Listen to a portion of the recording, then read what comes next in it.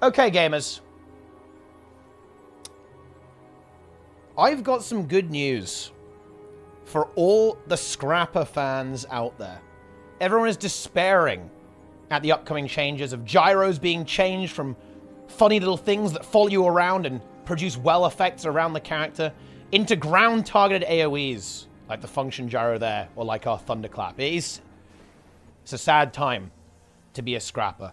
But I do think that Scrapper needs to be nerfed in World vs. World. However, I have thought about this a lot, actually. I've talked with a few gamers and come up with a few changes that I think could actually be done to address the issues in World vs. World while maintaining the design of Scrapper that people enjoy right now.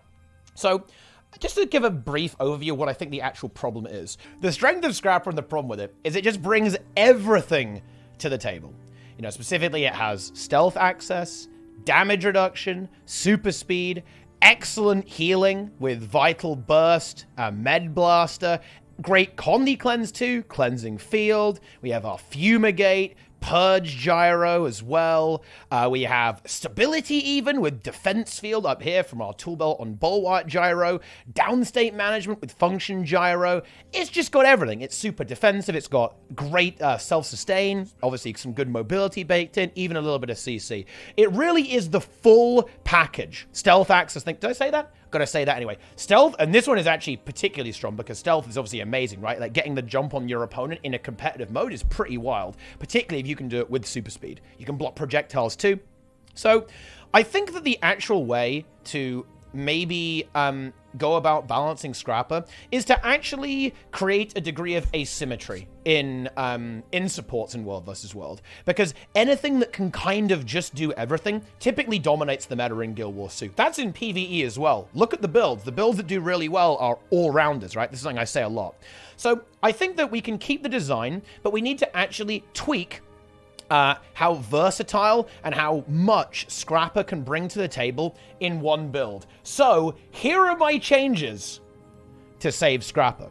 And just to kind of go for an overview, I kind of want to read off maybe the strengths and weaknesses, right, of what I think Scrapper could be, and then actually maybe bring up a few other ones that have to contrast them and see how you could distinguish supports and make them different. So keep them fun, keep them non-homogenized, and make them a bit more situational. So you don't always pick, oh, the one that's best all the time, right? Let's make it so that sometimes one is better, sometimes the other is better, and they all have different strengths and weaknesses. So for strengths, I'd say that it has great sustained healing, very good Condi Cleanse, Purity of Purpose as kind of a special gimmick, because this is a really special trait. It means that when you cleanse Condis, you apply boons, which is like a really fun thing that only Scrapper can do. But notice that because it's boon application, it's kind of balanceable, if that makes sense. It's a very dangerous trait in terms of design, but it's actually surprisingly balanceable because it's not like a unique effect, right? Any class can apply boons. You know, Vigor isn't special to Scrapper, right? Quickness isn't unique. Resistance isn't unique. Swiftness, you know, regen. This isn't unique. So this is a cool thing that Scrapper can do that gives it a lot of value, particularly when there's a lot of conditions about the place. It has downstate management with Function Gyro. You could even go for Elixir R as well if you want to. This tool belt skill is a revival. That could also be a potential piece of usability. That's a really great strength. It has stealth access with Sneak Gyro. It has flexibility with utility skills. You can go throw mine, right, to remove boons. You can do a detection pulse to reveal with utility goggles, right? All this kind of stuff. You could do more stealth with bomb kit, because then bomb kit allows you to use smoke bomb, maybe some immobilize on glue bomb as well. So there's a lot of flexibility on engineer. And then of course you have the super speed itself and a lot of application of super speed, which is obviously a really kind of, I'd say part of Scrapper's identity to an extent is being able to move around very, very quickly. And I would also say that another big part of Scrapper is that it's short to melee range, right? It's an up-close brawler style thing. Now, let's give it some weaknesses. I would say that a weakness it could have is that to contrast its amazing sustained healing, we could give it slightly weaker burst healing. So we could look at, say, the burst healing on Vital Burst. We could look at the initial healing of Super Elixir here, when we drop down this ability, for example, right? We could, again, as has been done periodically look at the burst healing from medical dispersion field, and so on and so on and so on. I think that it shouldn't have stability, or not area stability. I think it can give stability to itself, but maybe not to allies. That would be a great thing to maybe pull it back a little bit, because a lot of other supports, secondary supports like Tempest, like Druid and so on, don't really have group stability, or not that much. Anyway, that's changing a little bit, but I think this could be something that's good to distinguish it from other supports. I don't think it should have major damage reduction. Again, we see here with Bulwark Gyro, this is actually a pretty potent effect, as this will reduce the incoming damage on nearby allies by 35% when you're going for a push. It does kind of make you take a lot of damage, so you have to be a little bit careful about this, so it has a downside, but I think you could look at that ability there as well. It also can't stun break allies super well. That's another weakness it can have, whereas Tempest can use Eye of the Storm to stun break allies. Druid can use Glyph of Equality to stun break allies. Firebrand can stun break allies. Hell, Ranger even has Protect Me to stun break allies too. So there's a lot of options. Scrapper doesn't really have this. And, that could be another thing we could use it to define it away from other supports. There is technically something you can do here. Elixir U actually does stun break allies, but that's a little bit gimmicky, so not the end of the universe, if that's going to be the case. I think that it should have limited offensive potential. A great contrast here is, say, Ranger and Elementalist actually are both great, because they have Shocking Aura, which will be, for Tempest, which is really good for, breaking off some stability and controlling enemies, and loads of Immobilize, Earth Overload, Aftershock, right, Entangle, right? Like, all this type of stuff is what Ranger can bring to the table with Immobilize access, which Scrapper doesn't really have to the same extent. That's another way we could distinguish it from these other supports.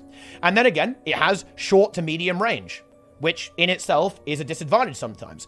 Druid, for example, has an amazing ability to blast people at range with Celestial Avatar, and a huge amount of ranged healing and rage cleanse. Scrapper, a little bit more limited in that regard. Much more close combat. Look at Medkit, right? These are all abilities that we're doing around us right here. Like, well, you can kind of boon people with Infusion Bomb, but all of this, we're putting down AoEs with our Gyros. These are all close range. A little bit here, of course, with Super Elixir potentially, but it's all close range stuff. So as a result of that, this is an inherent weakness. So, now we've kind of gone over some of the pros and cons that we could give to Scrapper compared to, say, Druid. Druid being an entangling, immobilize, offensive build that can lock down targets, but also blast at range, cleanse loads of conditions, apply stealth and super speed with Celestial Avatar, have a bit of stability on the elite skill potentially as well. Whereas Tempest can be really, really a bit of a brawler, ripping off stability with Shocking Aura, cleansing conditions, loads of burst area healing. Same with Druid, by the way. Those two both have great burst healing with Wash the Pain Away, detonating auras, cleansing wave in the offhand, right? Or even using Staff on Tempest with Geyser for a massive burst healing. Of course, the utility of Rebound there as well. But you kind of get the idea. I'm kind of going through some ways we could define these builds apart from each other, but you get the point. That's what we need to do. We need to make sure that these things are different, right? Different and strong in, as a baseline, but they have different pros and cons.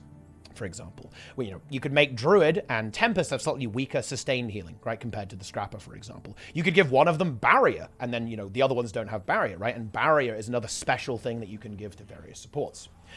So how are we going to do this? And before we get here, I just want to say that all of the stuff I was just talking about and all of the stuff that we're going to go into now, this is going to be aimed at competitive modes. In PvE, every healer is kind of busted, right, in every way. So I think it would be kind of interesting to have pros and cons there. That would help the balance. But just for now, all of these changes that I'm talking about are competitive modes, right? Competitive modes, specifically world versus world. So, number one, Sneak Gyro. This ability is super problematic because of how good stealth is, and actually because of how hard to get stealth is, right? Not that many professions have stealth access. So number one, I'd look at maybe adding smoke fields to other professions, maybe on Elementalist, for example, right? Fire, smoke, that kind of makes sense, but you get the idea. But here's what we can do. Sneak Gyro. It stays as is, it follows you around as well, but here's the thing. The combo field goes to a dark field, so you can't blast additional stealth and make it very easy to do that, even while on the move. And then the duration goes down to 3 seconds. And in those, we only get 3 pulses of stealth, not 6. So we half the number of pulses, and we turn it into a dark field. Now, of course, in PvE to compensate this, I'd buff the stealth duration up to 4 seconds, so you basically get the lost stealth more or less just baked in for free. So that ends up better a lot of the time. So yeah, straight up, that's what I do to sneak gyro. And this is just because stealth, just having the ability to stealth your entire group is pretty insane, particularly when it comes baked into a moving field and also giving super speed at the same time. Pretty wild, to be honest, in terms of the way this ability works. So I think that would just be a good way to approach this. Making it a dark field gives Scrapper some lifesteal access too, which is kind of fun, and will de-brokenify this ability. Next, and this is a general change for all gyros. In competitive modes, I would change the radius increase of gyroscopic acceleration from plus 120 to plus 60. This means that gyros would go from 360 to a radius of 300, like this. This is the difference here, right? This is a 300 AoE with that bomb, and then the gyro is the slightly wider one there, basically, right? With 360. So that's the way I'd go about doing that. That's just to slightly decrease the usability and reduce the value somewhat of these abilities, because they're kind of almost a bit too big. It's very easy to cover your entire Zerg without really doing too much there. So I think making it, again, a little bit more situational, kind of leaning into that melee playstyle would really help. I think that would actually be a decent change in PvP as well, funnily enough, as in PvP, it's... AoEs that follow you around and are also massive and cover the entire point.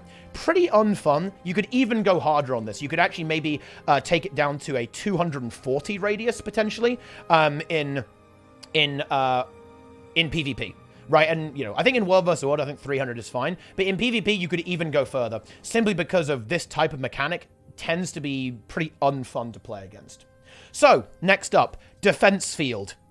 Number of allied targets, 1.